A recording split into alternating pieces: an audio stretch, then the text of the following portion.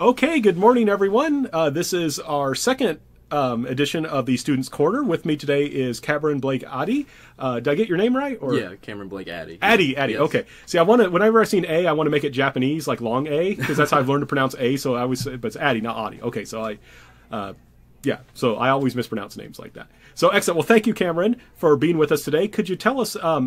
Last time we interviewed Sydney Shepard. She is a senior in history. Now we're kind of going to the other direction. Cameron is a freshman in history. So could you tell us a little bit about yourself, Cameron? Well, I'm a history major. I have a minor in religion and also have a certificate in military diplomacy and warfare. And that's basically what I'm going for. And how did you come to make that selection? I mean, that's a lot, which is good. You know, we like to see people being ambitious, but what made you bring those three things together? Well, I love history. It's my passion. It's what I love. I was a secondary major, but I dropped that because my real passion is history, and teaching was kind of like a conduit for that. Right. But I realized I just want to do something else, and to add religion onto it, I guess religion is what we'll get into later. I guess is my favorite subjects in history. Okay, excellent. And the certificate for military diplomacy and warfare, it just I think opens up more doors. Right. So. Yeah, excellent. Yeah, and that's one thing to think about, is that you can teach about history and talk about history outside of a classroom setting, and we call that public history. Right. It's like museums and archives and things like that. So there's a lot of different options there. So, okay, well, you said religious history was a particular passion, so let's go there. Why are you so interested in religious history? Well, I've always been interested in religion. I think it really started back in early middle school. Mm-hmm. I don't know. I just started reading a lot of books and I've always been very interested. I started just reading up on any religion I could. Right. And it kind of gone from there. At any kind of bookstore, I always go for the mythology. I love ancient religions, mythologies, and everything.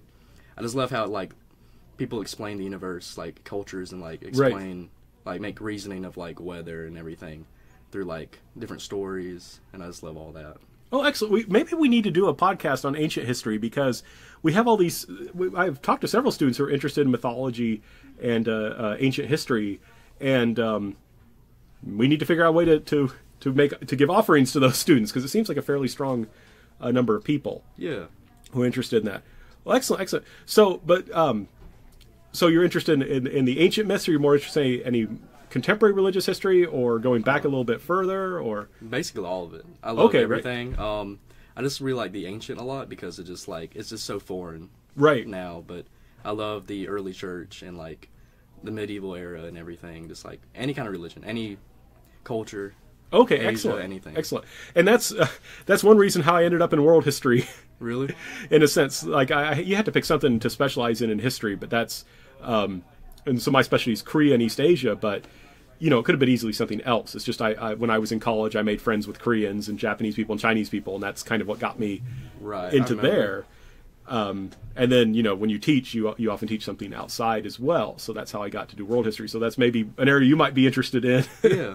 Because when you have a broad group of interest, that's the way you can kind of deal with it, because it's the whole world you get to study. Yeah, it's kind of hard to narrow down a certain subject. It's kind of hard for me. Well, as you advance in your career, I think you'll find that there's areas that will kind of happen. Like with me, I had Korean friends, so I took class on Korea.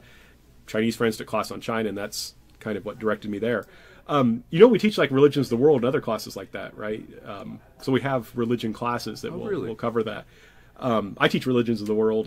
Reverend Kaufman, I think he and Dr. Mash share scriptures of the world. Okay. So there's those two kind of classes. Religions of the world focuses on religion and practice. Scriptures of the world focuses on the scriptures. I'm thinking about maybe next semester taking a Religion 101 class, something like that. That's a good way to start, yeah. So, and before I ask more questions, I mean, you went through a lot of trouble, right? You made this PowerPoint. You had some things you wanted to talk about, so I better get out of the way and let you talk about what you've prepared. I threw something together real quick. I mean, what I really want to get across, I guess as a freshman right now, I've just a big, broad interest in everything. I mean, I've loved United States history. My junior year, I actually won an award for being doing so well in my United States history class. Oh wow, excellent! And I just love. It's kind of hard to narrow down my interests. Right. But I'm sure, like you said a minute ago, I'll narrow it down eventually. Yeah, it'll happen. But I just love anything about history. I just love learning new interesting, like any kind of like facts I can learn, like just interesting like little tidbits, like I don't know, just anything, like the Christmas truce in World War One. Like, okay, any little like fact I think is interesting. As like my passion for religion I'm interested in, I just like seeing how like religion has changed. It can change over time, and how, you know, I remember you taught us like last semester in your other world civilizations class. Right, yeah. You taught about the shaman in northern Israel, like 12,000 years ago, and I thought it was very interesting, just like how like we progressed and like from there, and the like in ancient Mesopotamia, the ancient like the city states, right? They all had like their own particular god and everything. Oh, right, yeah. And like, so you got that. Oh, okay, cool. Religion of Mesopotamia. Yeah, that was neat. And I've always like, I don't know, when I was young, I used to watch, and even now, instead of like other things, kids will like watch cartoons and stuff. I would love to just watch documentaries. And right. I would, like, I love, just like one of them was like Rome and like Roman religion, and how like, what really interested me was how like the Romans had like such a institution of religion, and like the Romans like started to get like unsatisfied with their what they had. Right. So I know they're like those are big rise in like cults. Like, yeah. Ancient cults, and like Mithras and yeah. Iris, and even Christianity was a small well it became big, was a cult. I just threw some random stuff together, but even like earlier church, like the Protestant Reformation, and like I think just weird like things like the Flagellants movement. Oh, right, yeah, the Flagellants, right? So people who were, for our listeners who maybe aren't familiar with that, can you tell us who those people were? Yeah, the Flagellants movement was back during like, it came out of the bubonic plague, and that was like a bunch of people who were like radicals, and they thought that the whole like plague was happening because God was punishing them for their sins. So they would go to town, go into the churches, remove the priests, right? Yeah. And they would basically whip themselves and in the streets just to like repent and like basically what's the word, enact like how Jesus suffered. Right, yeah, exactly. Basically just to show God like they're sorry and everything. Right. Well, it became like a revolutionary movement, right? Because you mentioned that they kicked the priests out. They would take priests out of the church and things like that. Like conformatory, like the regular priests and all that. They were kind of like, they thought they weren't doing their job, and right. But even then, they got I think it's a long time ago, but they got like, even then they got kind of corrupt because they started like gambling and all things. They started like, and then like people started realizing that they weren't good themselves, so they kicked them out too. Yeah, that kind of fell apart. Yeah, it was a difficult time period. Yeah. That's Dr. Figueroa's specialty, of course. I don't know if you've taken a class with Dr. Figueroa. Do you know Dr. Figueroa? I haven't had him yet, but I know of him. He's our medievalist, and he does ancient history. He like does a rotation. I think he teaches ancient history, late antiquity, which is what people in the past would have called dark ages, but I like late antiquity better. Is he doing the late medieval class next semester? Or? Yes, that sounds like something he would teach. Okay. Yeah, late medieval. Yep. He does like a rotation, so it's like ancient, late antiquity, then like High Middle Ages, Late Middle Ages. Like it's really good. You'll have him for 201. Oh, really? And he'll do a lot of ancient stuff. You'll read Khazar's Gallic campaigns. Oh, which I think you'll enjoy. But I'm sorry, I'm getting us off. Oh no, so please go on. No, it's like I said, I just threw some stuff together. And you earlier you were saying about like modern like religions, like the major religions of the world. And everything. Right. You said a little bit about that. I mean, I love all those. I think it's just like, I think it's interesting how like, you know, Islam and everything from back then like formed, and like stuff like from happened that way back in the day affects us now. Right. Yeah. And our like in social society and everything, you know. And I actually I like learning about religion, especially ancient religion, so much. Do you know about the Parthenon in Tennessee? Oh wow, no, I did not know about. Oh wow, they reenacted the. So this is like the, you know, what was it? The Themistocles, right? He's the guy that the people that did, or no, it wasn't Themistocles. It was guy. Oh, I'm sorry, but right, yeah, I know what you're talking about. Yeah, the Athens, their Parthenon, and Athena, the goddess. Right. Yep. For the listeners, in Tennessee, they actually, I can't remember what year this was, like 1920s or something like that. They had like a festival to celebrate, or something like that, like 100-year anniversary or something. Right. Or in the 1800s, I don't know, of Nashville, the capital. Right. Capital, and to do that, they had like a big art exhibit thing, and they recreated the Parthenon. Oh, that's cool. But it was made out of wood, and then the people Oh, yeah. loved it so much that they built it like identical replica. Oh, wow. Stone, and they even put the statue which was there, and as best they could, because there's like no like actual physical. Right. Yeah. But there's like written records of it a little bit. So it was actually went there because it was.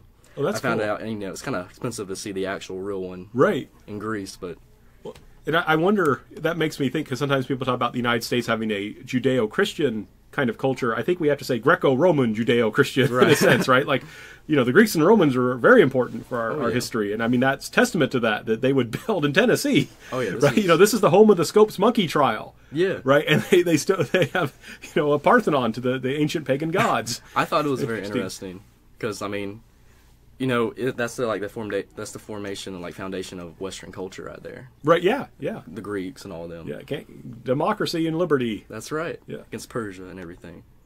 But yeah, I mean, that's all basically put together. I just really love religion. Right. Anything to do with it. I don't have it narrowed down right now, but any kind of like fact, this random thing. Like I just learned very recently. This is like the most recent thing I learned was there actually was Confederate colonies. I love the Civil War. Right. Yep. I think had some great way back ancestors who were fought in the Confederate side, I believe. Right. And I think I had one who could fight in the Union.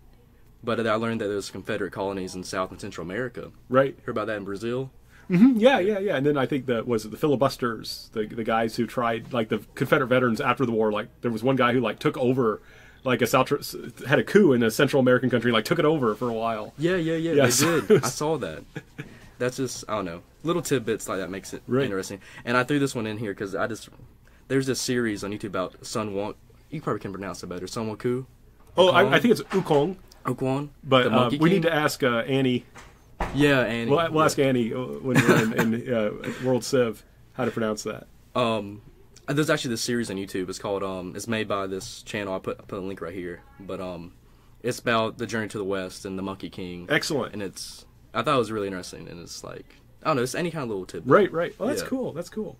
Well, and this kind of goes to we were talking about the narrowing down, right? So for our listeners, one thing, you start off with an interest in history, you take these broad survey classes, and then you go into the 300 level classes in which you take, they're much more specialized. So, I teach world civilizations, where I mentioned Japan, but then I teach a whole class on Japan. Yeah. Right. So, and that can kind of help people to focus their interests.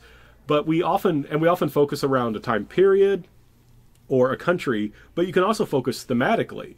So there's been people who've written like the history of dogs, and they look at like lots of different cultures and civilizations and how they have treated and interacted with dogs, right? Really? So like there's that kind of thing, and that's maybe where you can find a way to narrow it is thematically, like choose the themes that you're interested in, like how do people deal with religion differently in their lives? Like how do they make ancient religion? What forms does it take in modern life? Kinds of like this Parthenon that you're talking about, like how do people interact with that space, right? They're going to treat. I imagine that you don't have neo-pagans going in there offering sacrifice to the gods, right? I didn't see none when I went. Right. Yeah, it's going to be treated more like literally like an altar to democracy, not to the gods in a sense, and that kind of thing might be of interest to you. Yeah, I think it was more of just like for them who built it. I think it's more just like art, like showing the culture of Greece because it's just like all about classical and everything. And right. I think it's something to do with that. And one thing also that will just happen as you try and narrow down is, I think, language, right? People tend to do U.S. history because most of the sources are in English. But if you want to branch out, you have to do another language. Like, have you thought about that? Like learning another language or? Yeah, I've always been interested. I mean, I took 3 years of French. Okay. Basically in high school. Don't remember a thing though. Right. Well, it'll come back to you if you start taking French again. Yeah. But I'm actually taking Spanish next semester. I'm trying something new. So. Okay, excellent. Well, and that's something to think about. So if you're interested in these Confederate colonies in South and Central America, that's the kind of thing that might be interesting. And one thing I can tell you, doing research and publishing and getting hired is easier when you know another language that you can do research in. Right. Though if you're interested in Spanish, Dr. Witherspoon's a good person to talk to because he uses Spanish sources. I think Dr. Floyd does some too. But Dr. Witherspoon, his book, of course, is on the Mexican Olympics. Okay. So his Spanish, my understanding, is pretty good, especially his reading. And it's similar to mine. Like I can read Korean a lot better than I can speak it because I do a lot with the sources. But that's a way you can kind of narrow things down and can kind of expand your horizons and figure out what direction you want to go. but I think that's a big help. You know, if you look at French, if you decide to go back to French, for example, the French have a Parthenon too, right? Yeah, really? Oh, yeah, they do. That's yeah, right. yeah, right. Yeah. They very, you know, established after the Revolution, right? And Right. that's part of their trying to move to a new religion of nationalism Yeah. and enlightenment away from Catholicism. So Yeah. it's just, Was that back when, like, the cult of reason? Like, exactly. Yeah, it's after that. I think it's after after. that. I think it's after the French Revolution that they actually build the thing, Okay. and then they go back and put the figures in there. But I could be wrong. Okay. But those kinds of things, and that feeds into ideas of nationalism and things like that. So there's a lot of different things you can go to. Like I say, in my case, a lot was just happenstance. These are the people I got to meet. And it's funny because if you do decide to pursue a PhD, you write an ultra focused dissertation, Yeah. and then you teach world history. So you go from, like, you know, my dissertation was on 19th century and early 20th century Korea, religion and violence, and then I teach world history. So it's kind of a funny, You narrow it down all the way. right, just to right, and then you have to go explode back. out because we're dealing with different audiences. Yeah, I don't know if it's So- because maybe it's because maybe this is me, but maybe as a freshman, you know, the last person you interviewed, Sydney, she Right. was very narrowed down. She loved Exactly. clothing from different centuries and like all Yeah, that. exactly. I thought it was very neat. Maybe as time, like you're saying, as time go on, Yeah. this broader interest will become something. Right. Yeah, it's tricky. It's good to have some kind of plan, but we also have to allow for, you know, as historians, we know that there's historical contingency, that things happen that direct people's lives. They meet someone, they take a certain class, they read a certain book, and that kind of pushes them in a particular direction. One thing that can maybe help, especially when you're interested in doing museum, like, do you do any volunteer work or anything like that? Yeah, I do a little bit of volunteer work. I want to actually, now that I'm in Greenwood, volunteer for, like, I don't know, the 96 Museum. Excellent. Or, Right. I tried to volunteer for the train museum up here in Uptown. Right. But I just never had the time to go back. But, Right, right.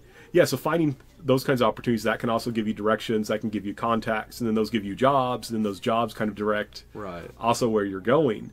So just everything you can add on to just make you more desirable as a... Exactly, and help you discover what you're interested in. So, in my case, and this may sound kind of odd, but my first job was as in the Asian Studies department, and it was connected to the history department.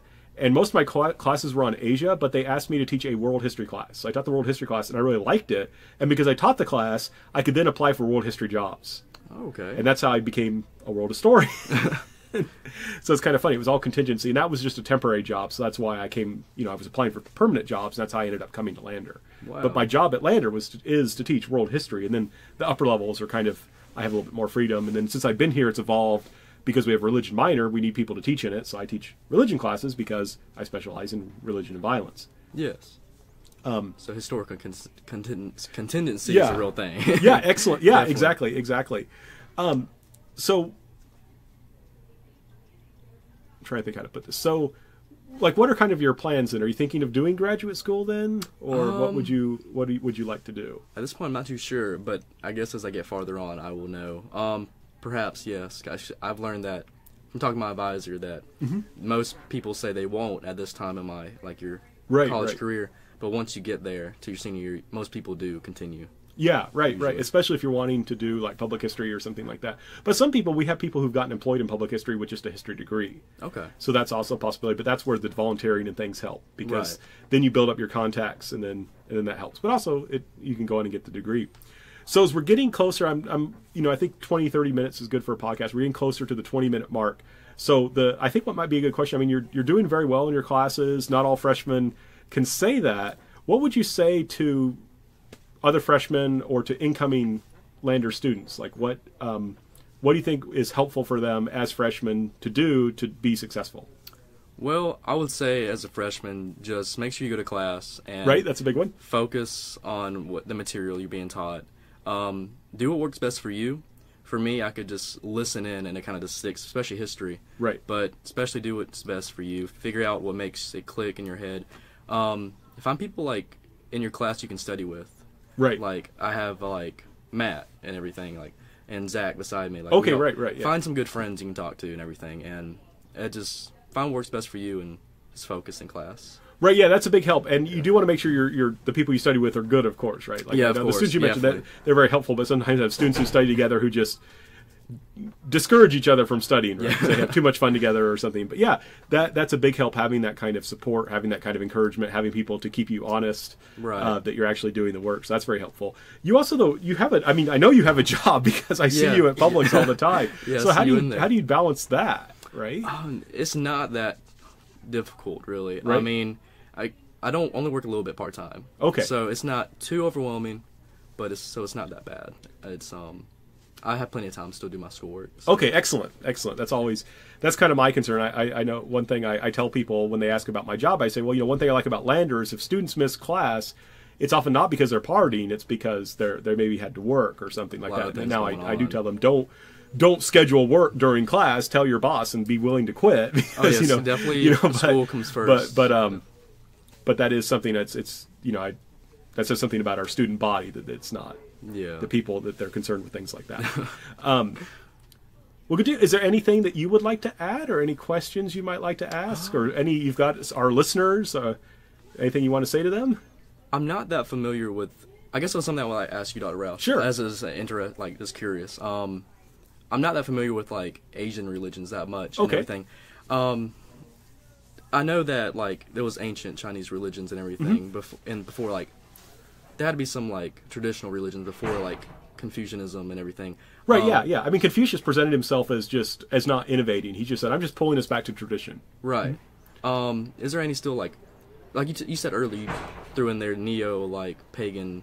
Oh, right. Yeah. Are there any neo traditional religions in Asia right now, or Oh yeah, definitely. I mean, you see that kind of thing. I mean, in Korea, there's still shamans, for example. Really? It was funny because one of the people who went, he entered the same year as I did for our PhD program, and it was funny because he studied Korean shamanism. He would always say, "My main source this, my main source that," and his main source was his wife. His wife was a shaman, and really? It's funny because he just works part-time because she makes a lot more money as a shaman really? than he does, and he just helps her with her shaman business. It's a business, and because she has customers, right, who hire her to perform rituals and things like that. And then he, in his part-time, he publishes papers on shamanism. So it's this kind of interesting thing. So yeah, those religions in many ways are still alive and well. They may change. People may present them in different ways. So, for example, in China, they had this kind of mythic emperor called the Yellow Emperor, and he had long been worshipped and respected.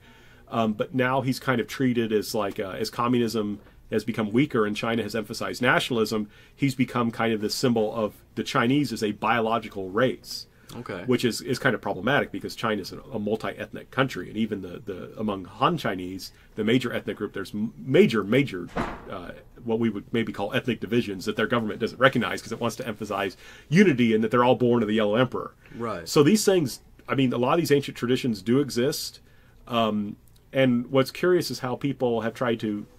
What I'm most familiar with is how they've tried to apply them to dealing with modern problems. So.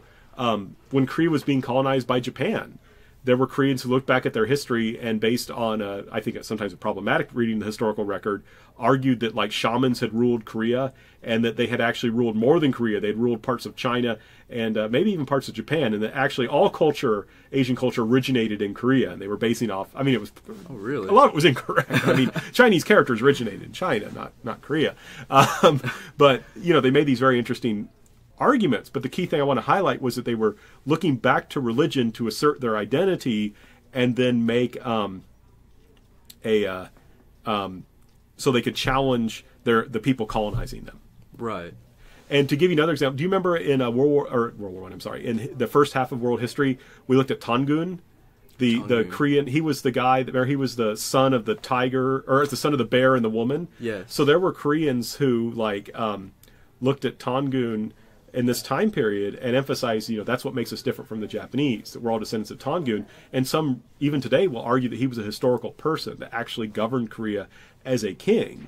Wow. And what's interesting, there's a group of Koreans, Daejongyo, who worship him today, and they were having statues of him built in public schools. Really? And we're having kids bow in front of the statues, and Korean Christians got really upset about this, and they weren't allowed to make to do that anymore. But the statues stayed there, and the Christians protested, and the government refused to remove the statues. So some of them actually like snuck into the schools and cut off the heads of the statues because for them this was a violation of church and state. Hey, this is a public school.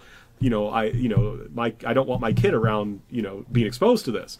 So it got very, but my point is, that's very controversial today, but they're arguing about a figure from 5,000 years ago. I know, and it still affects today. Yeah. See, I found that so interesting, just like those unorthodox, like, things you might not know about religion. It's just like those groups like that. I think it's so interesting. And that's where you can maybe find your specialty, because that can let you look at a lot of different things. Because to understand that, why are these Protestants so upset about this? You have to understand contemporary Korea, the colonial period, ancient Korea, and also these were Protestant Christians. You have to understand American Protestant Christianity, because that's how they became Protestant Christians, was from American missionaries. Yeah. And so they brought their own understandings of how these things work, and they were very strict about stuff like that. I grew up Protestant, so that's kind of like interesting just to look like at that in that way from Right. a different Excellent. perspective, I guess. Right. Yeah. Well, I've got up on my bookshelf. I'll show it to you. I have those white things that have like 1, 2, 3, 4, 5 on them in Roman numerals. Those are all Protestant documents. Really? Yep. By Reverend Underwood, who is a very important Protestant missionary to Korea and who has a university. Basically, he helped found one of the best university in Korea. Has their roots in this kind of Protestant Christian American enterprise. Wow. All right. Good deal. Well, on that note, that's a good place to stop, especially because I saw one of my advisees waiting out in the hallway. So Sounds good. Good deal. All right. Well, thank you very much, Cameron. You're very welcome. Thank you.